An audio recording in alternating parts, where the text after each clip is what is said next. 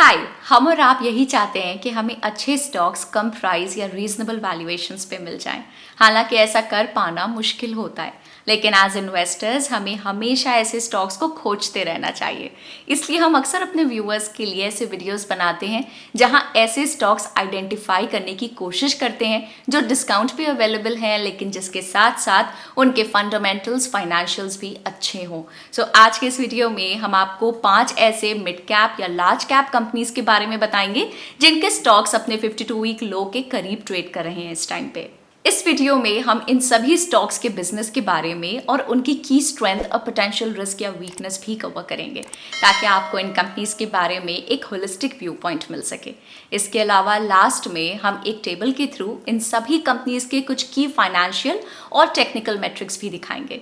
हमने इन स्टॉक्स को सिलेक्ट करते हुए ये भी ध्यान रखा है कि ये कंपनीज फंडामेंटली स्ट्रॉन्ग हो, इसलिए इस लिस्ट में हम आपको उन्हीं स्टॉक्स के बारे में बताएंगे जिनका मार्केट कैप 5000 करोड़ रुपीस से ज्यादा, रिटर्न ऑन इक्विटी 15% से ज्यादा, डेट टू इक्विटी रेशियो 1 से कम और नेट प्रॉफिट मार्जिन 10% से ज्यादा है। ये स्टॉक्स अपने 52 वीक लो से कितना ऊपर हैं और बाकी नंबर्स कैलकुलेट करने के लिए हमने 21 अप्रैल 2022 को मार्केट क्लोजिंग के प्राइसेस को कंसिडर किया है। जो कंपनी अपने 52 वीक लो के सबसे ज्यादा पास है उसके बारे में हम आपको एंड में बताएंगे। तो चलिए स्टार्ट करते हैं आज की लिस्ट।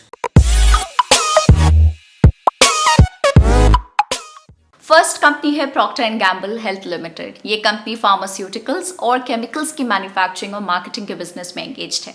कंपनी का स्टॉक अपने 52 वीक लो से अराउंड 6.74% ऊपर ट्रेड कर रहा है। कंपनी की सबसे बड़ी स्ट्रेंथ है उनका specified focus in vitamins minerals supplement यानी कि वीएमएस कैटेगरी। वीएमएस कैटेगरी में कंपनी के पास लेगेसी ब्रांड्स हैं जैसे कि Neurobion, Polybion, Evion, Livogen, Nasivion, 7Cs etcetera. इसके चलते कंपनी ब्रांड स्टिकीनेस और कंसिस्टेंट अर्निंग्स ग्रोथ एक्सपेक्ट कर सकती है। कंपनी के लिए एक मेजर रिस्क है फार्मा और न्यूट्रिशन स्पेस में बढ़ता कंपटीशन, क्योंकि इस स्पेस में Abbott India, Pfizer limited, Sanofi India, AstraZeneca pharma India limited जैसी कंपनीज ऑपरेट कर रही हैं। सेकेंड कंपनी है रोज़ारी बायोटेक लिमिटेड। रोज़ारी बायोटेक इंडिया में टेक्सटाइल स्पेशलिटी केमिकल्स की one of the largest manufacturers में से एक है। कंपनी का स्टॉक अपने 52 वीक लो से अराउंड 6.28% ऊपर ट्रेड कर रहा है। रोज़ारी बायोटेक की एक की स्ट्रेंथ है उनकी strong in house R&D facilities, जिसके through company continuously process improvement और प्रोडक्ट इनोवेशंस पे वर्क करती है। इसके चलते कंपनी एक हेल्थी ऑपरेटिंग एफिशिएंसी भी मेंटेन कर पाई है।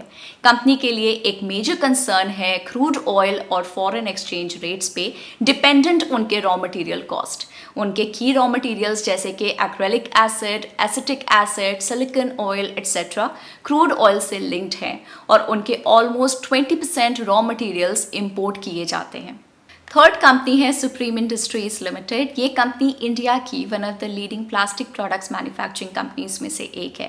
कंपनी का स्टॉक अपने 52 वीक लो से अराउंड 5.74% ऊपर ट्रेड कर रहा है। कंपनी की सबसे बड़ी स्ट्रेंथ है उनका diversified revenue model. Financial year 21 में कंपनी का रेवेन्यू ब्रेकअप कुछ इस तरह से था। प्लास्टिक बेस्ड प्रोडक्ट्स व पाइपिंग सिस्टम्स से 66%, इंडस्ट्रियल गुड्स से 17%, कंज्यूमर गुड्स से 6% और पैकेजिंग प्रोडक्ट से 11% रेवेन्यू। पाइपिंग सिस्टम सेगमेंट में कंपनी एक अच्छा मार्केट शेयर भी इंजॉय करती है। कंपनी की एक पोटेंशियल वीकनेस ये है कि उनके की रॉ मटेरियल्स जैसे कि polyvinyl chloride, high density polyethylene etcetera crude oil prices और फॉरेन एक्सचेंज रेट्स पे डिपेंडेंट है और रॉ मटेरियल्स कॉस्ट उनके रेवेन्यू का ऑलमोस्ट 65% अकाउंट करता है। ऐसे में इनपुट प्राइसेस में वॉलेटिलिटी कंपनी की प्रॉफिटेबिलिटी को अफेक्ट कर सकती है।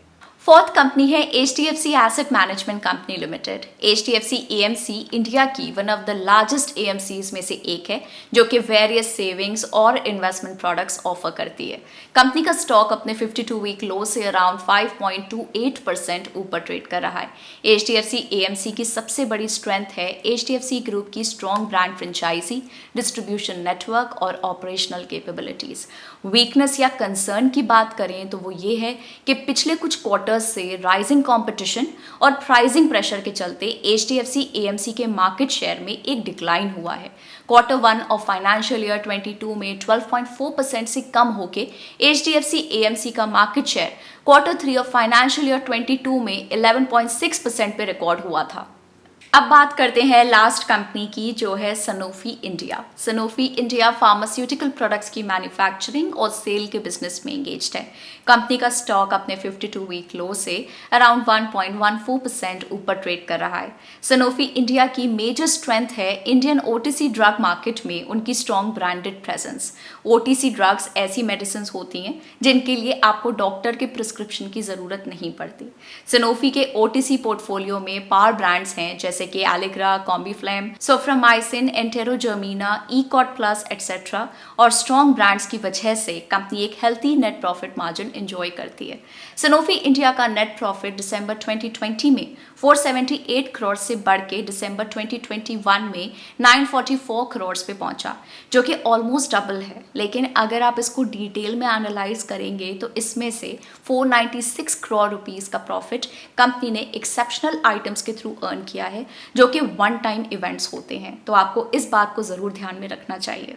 चलिए अब इन 5 स्टॉक्स के की फाइनेंशियल और टेक्निकल रेशियोज देखते हैं। जैसा कि आप अपने स्क्रीन पे देख सकते हैं, हमने इन सभी कंपनीज के कुछ की फाइनेंशियल और टेक्निकल रेशियोज को शो किया है। हमने प्राइस टू अर्निंग्स रेशियो यानी कि PE रेशियो के रूप में एक वैल्यूएशन रेशियो इंक्लूड किया है। डेट टू इक्विटी रेशियो के रूप में हमने एक सॉल्वेंसी रेशियो इंक्लूड किया है।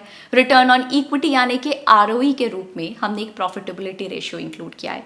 इसके अलावा हमने इन सभी कंपनीज की 5 ईयर सेल्स ग्रोथ भी इंक्लूड की है, ताकि आपको ये आइडिया लग सके कि इन कंपनीज का बिजनेस कितनी तेजी से ग्रो हो रहा है। फिर हमने इन सभी कंपनीज के 5 ईयर रिटर्न्स भी शो किए हैं, ताकि हमारे व्यूअर्स इन कंपनीज का लॉन्ग टर्म स्टॉक परफॉर्मेंस भी देख पाएं।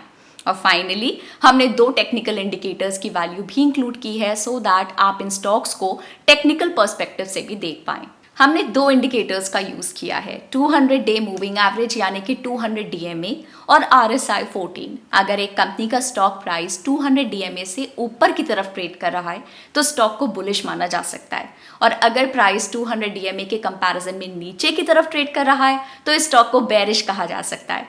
RSI की बात करें तो 30 से नीचे की RSI वैल्यू को यूजुअली ओवरसोल्ड माना जाता है, और ऐसे में ट्रेंड रिवर्सल यानी कि डाउन ट्रेंड से अप ट्रेंड होने की संभावना हो सकती है।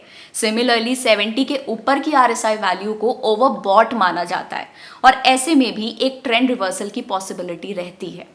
तो ये थी वो 5 कंपनीज जो अपने 52 वीक लो के आसपास ट्रेड कर रही हैं। हम आपको याद दिला दें कि ये वीडियो सिर्फ एजुकेशनल पर्पस के लिए हैं और किसी भी तरह की कोई बाय या सेल रिकमेंडेशन नहीं है। हम आपको ये भी बताना चाहेंगे कि ग्रो का टेलीग्राम पे भी एक चैनल है, जहां आप मार्केट के लेटेस्ट अपडेट्स, इंटरेस्टिंग ब्लॉग्स और न्यूज़ के बारे में जान सकते हैं। टेलीग्राम चैनल का लिंक हमने इस वीडियो के डिस्क्रिप्शन में ऐड कर दिया है, तो आप उसको भी ज़रूर ज्वाइन करें। मार्केट के बारे में लेटेस्ट अपडेट्स के लिए ग्रो के चैनल को सब्सक्राइब करें। Bye bye.